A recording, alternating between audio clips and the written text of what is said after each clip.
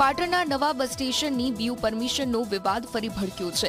સંકલન સમિતિની બેઠકમાં ધારાસભ્ય કિરીટ પટેલે ચીફ ઓફિસર પર ગંભીર આક્ષેપો કરતા કહ્યું કે અરજીના જ દિવસે 800થી વધુ દુકાનોને બીયુ પરમિશન આપી દેવામાં આવી હતી।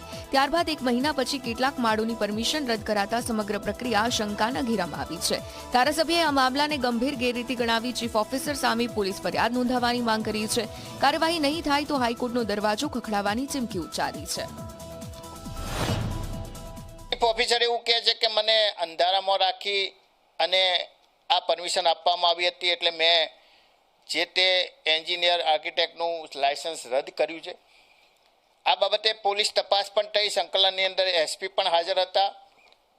ભારતીય ન્યાય સંહિતાની કલમ 54 અને 234 મુજબ આ ગંભીર પ્રકારનું કૃત્ય છે, ફોજદારી કૃત્ય છે।